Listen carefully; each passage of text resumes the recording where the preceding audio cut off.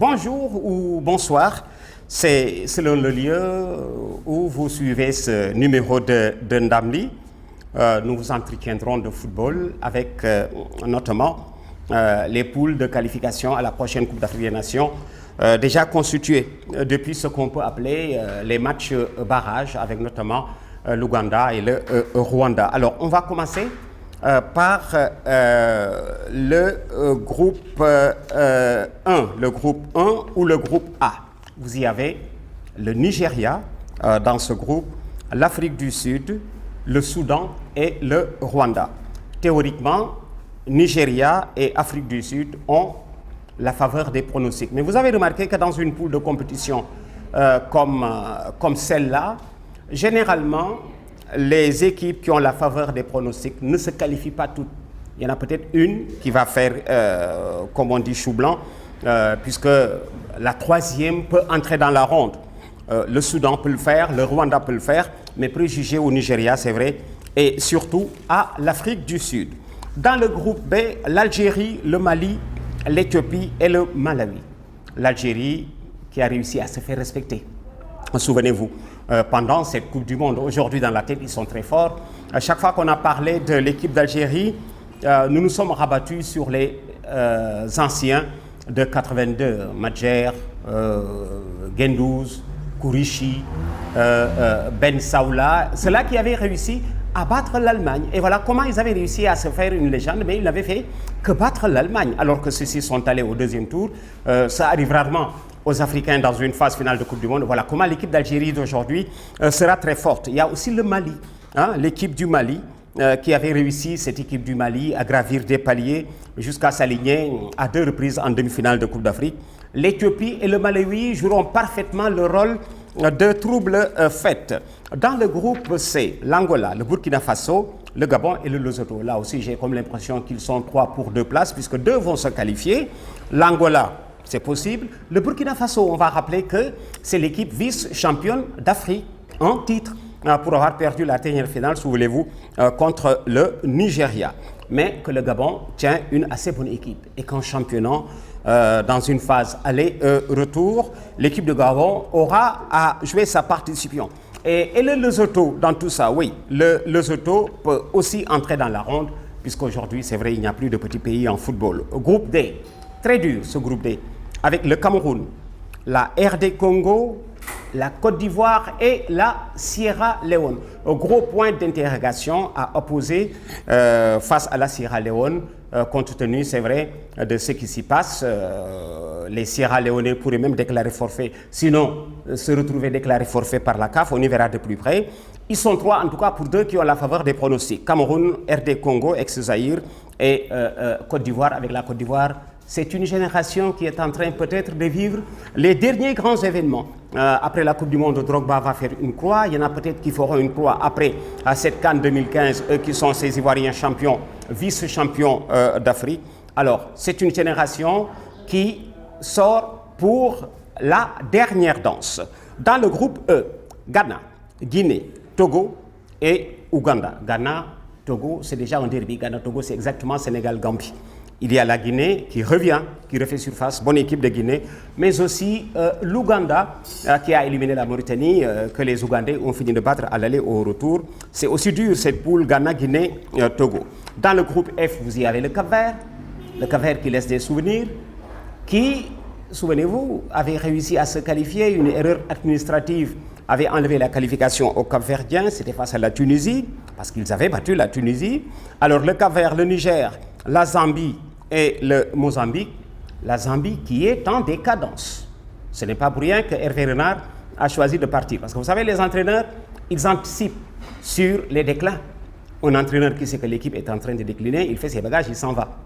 C'est ce que Hervé Renard vient de faire avec la Zambie. S'il ajoute que le Cap-Vert a une bonne équipe, même au plus profond. C'est vrai, des beaux jours zambiens, le Cap-Vert tenait une bonne équipe. Alors, Cap-Vert, Niger et Zambie, et que Mozambique a aussi sa partition à jouer, puisque les Mozambicains sont de plus en plus réguliers en Afrique.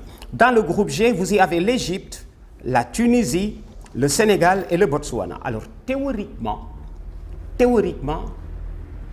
l'Égypte et la Tunisie ont la faveur des pronostics.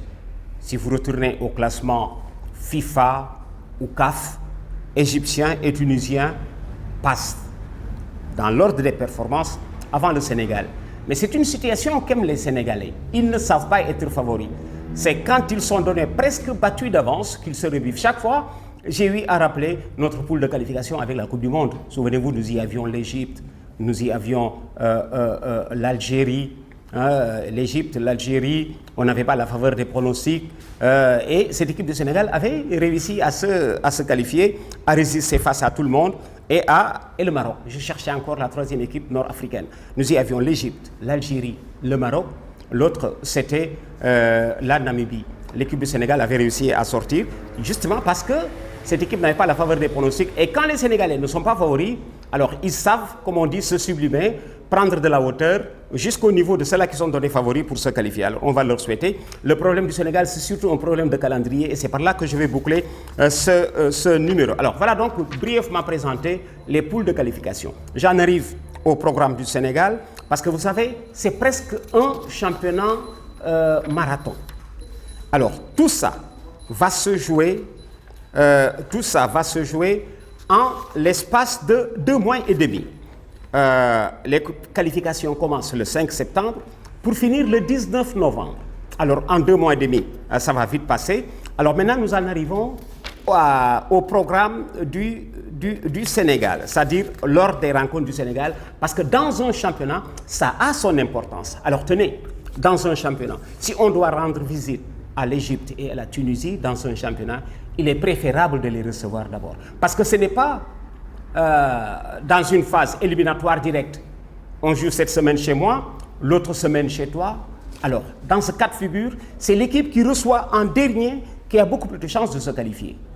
Aller-retour, une équipe va tomber, l'équipe qui reçoit en dernier a beaucoup plus de chances de se qualifier. Mais nous sommes dans un championnat. Nous jouerons 6 journées. Et comme la Tunisie et l'Égypte ont la faveur des pronostics, il est préférable de les jouer avant de s'y rendre. Eh bien, c'est le programme du Sénégal. Regardez. Première journée, 5 septembre, Sénégal reçoit Égypte. Sénégal reçoit Égypte. Vous avez entendu Alain Giresse dire ces temps-ci qu'il préférait jouer le vendredi et non le samedi. C'est pour gagner 24 heures. Parce que si nous jouons l'Égypte le 5 septembre, 5 jours après, le 10, nous sommes chez les Botswanais, à Gaborone. Alors, autant gagner 24 heures, voilà comment Alain Giresse avait voulu jouer le vendredi. Alors, vous retenez donc que 5 septembre, c'est Sénégal-Égypte. 10 septembre, le Sénégal est à Gaborone, donc chez les Botswanais. Alors, ce jour-là, d'ailleurs, quand le Sénégal jouera contre l'Égypte, le Botswana sera à la Tunisie. On est presque logé à la même enseigne, puisque au moment de faire cap sur Gaborone, les Botswanais aussi seront en train de voyager au même titre que nous. Un problème de fraîcheur ne risque pas de se poser, puisqu'ils seront en train de voyager en même temps que nous. Alors, Sénégal-Botswana, c'est donc le 10 septembre. Un mois après, 10 septembre, 10 octobre, le Sénégal reçoit la Tunisie. Alors, vous avez vu la chance du Sénégal. Ses adversaires les plus dangereux, le Sénégal les reçoit d'abord. C'est Égypte et Tunisie. Faire le maximum de prendre le maximum de points et aller négocier chez l'adversaire. Parce que si le Sénégal fait le plein de points face à l'Égypte et à la Tunisie, Tunisiens et Égyptiens seront vulnérables. Bon, ils vont rompre avec leur équilibre qui consiste à bien défendre et attaquer, puisque s'ils sont battus à Dakar, le Sénégal peut même à nouveau gagner et en Égypte et en Tunisie. Maintenant, si on passe sur les événements, 10 octobre, le Sénégal va recevoir la Tunisie, après avoir reçu l'Égypte le 5 septembre, et puis match retour 5 jours après. 10 octobre, Sénégal, Tunisie. 15 octobre, le Sénégal est à Tunis. Voilà. Le Sénégal est à Tunis pour y rencontrer l'équipe de Tunisie. Alors, vous voyez, c'est déjà la phase retour qui commence. Et pour la 5e journée, pour l'autre phase retour, 5e journée, un mois après, 15 octobre, nous sommes à Tunis. 15 novembre, le Sénégal est au Caire pour y rencontrer l'Égypte. On va boucler ce championnat le 19 novembre, soit 4 jours après le Caire, 4 jours après le Caire, nous serons le 19 novembre, et c'est ce 19 novembre que l'équipe du Sénégal va recevoir le Botswana. Et ce soir-là, Tunisiens et Égyptiens seront au couteau tiré, je l'espère. Cela voudra dire que l'équipe du Sénégal est en bonne position pour se qualifier. Alors voilà donc pour ce tour de qualification de la prochaine Coupe d'Afrique des Nations qui va débuter, je le rappelle, le 5 septembre prochain. 5 septembre, 19 novembre, 2 mois et demi pour 6 matchs à jouer. Évidemment, l'avion de commandement du président de la République sera un atout majeur, puisqu'entre le match, s'il se passe 5 jours, pour aller à Gaborone, il nous faudra faire plus de 6000 km. Si le chef de l'État nous accompagne, il comprend bien entendu qu'il aura sa partition à jouer, ne serait-ce qu'accompagné par son avion de commandement, cette équipe du Sénégal sur le chemin de la qualification. Alors voilà donc pour ce numéro sur la Coupe d'Afrique des Nations. Vous qui êtes amis de notre site, celui de la victoire, Ndamdi, merci de nous avoir prêté attention. Bonsoir et bonne continuation.